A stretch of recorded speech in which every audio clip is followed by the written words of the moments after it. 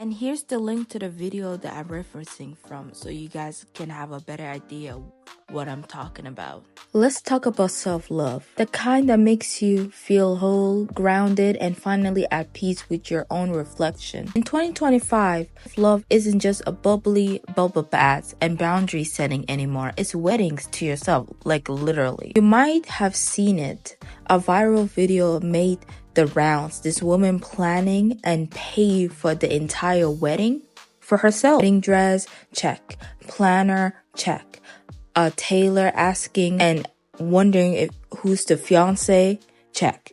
And she calmly claims that she's the fiance. She is herself, getting married into herself. Now, some people applaud, others side-eye. It's the question we're dividing into today. At one point, does self-love stop being empowering and start being toxic and delusion? We're going to unpack that from a trauma responses disguised as empowerment to the family enabling suffering in silence to the billionaire self-help book industry selling fantasies over healing. This episode is a love letter to real healing and a wake-up call for when the self-love aesthetics turn into self-sabotage and self-abandonment. Now, this segment is the fine line between healing and escaping. So what even is the line between authentically self-love and delusional escapism? Sometimes what it looks like is empowerment.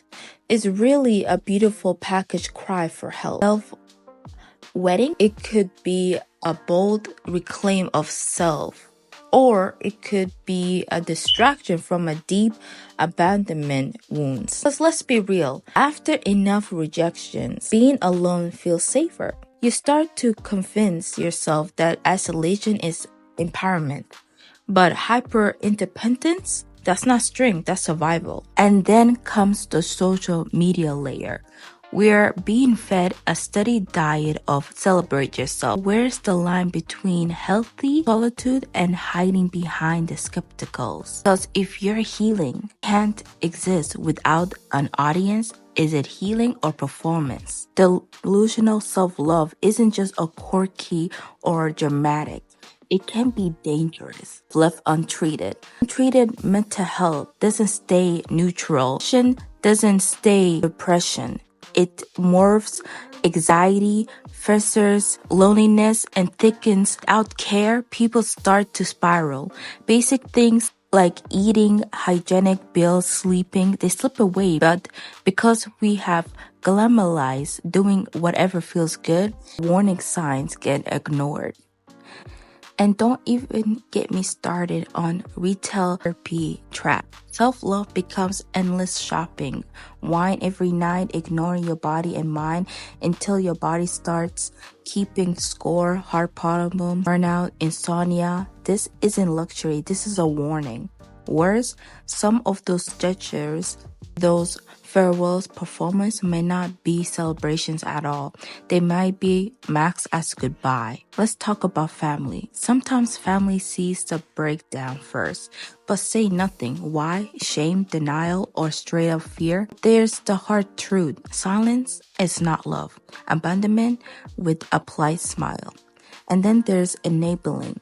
When we say that that's just how she is or he always been like that and he's being dramatic, we dismiss pain and delay healing. Cultural stigmatism doesn't help either, especially in Black and brown communities. Therapy gets whispered about it, if any. We need emotional education in the home. We need spiritual accountability. Love doesn't mean letting people through deeper into delusion. It means gently, formally calling them back to their senses. Let's call it what it is. Delusion is being sold as self-love.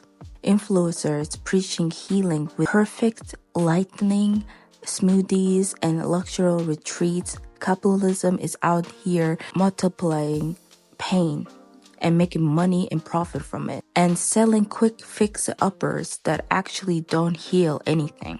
We got folks spending thousands on finding themselves, but haven't journaled in months or sat with their own thoughts and pain. Hyper individuals or independence is sold as strength. Loneliness is rebranded as freedom. But sis, if no one reached back to you, love you, or challenge you, are you free or are you just hiding? Now let's bring it home. Healing. It's quiet, it's messy, and it can be a damn ugly mess. It isn't glamorous. True love isn't progress, it's lived. It's therapy appointments. It's finally being honest with your friends and with yourself. Choosing accountability over ego. The growth is checking upon yourself and with yourself. Now checking your likes. And no, you don't have to do it alone. A group support, spiritual guidance, community spaces, those are lifelines, not crutches. Trust me, clearly, choosing healing isn't a weakness, it's power, it's your right. I ask you again, is marrying yourself cute or concerning? When someone is spiraling in the name of healing, do they clap or do they interfere? When self-love becomes a mask, do we say if you're through or do we gently say you deserve better than this? Because healing is community work, and sometimes love means saying you have built a fortress, but you're still bleeding in the inside. Come back, let's unpack together. To those of you listening, maybe you have been there. Maybe you are there right now, caught between protecting yourself and healing yourself. Here's what I want you to remember. Self-love doesn't have to be hard or loud. It doesn't need to be a mask or a costume. It doesn't need an audience or a dislike. It needs you.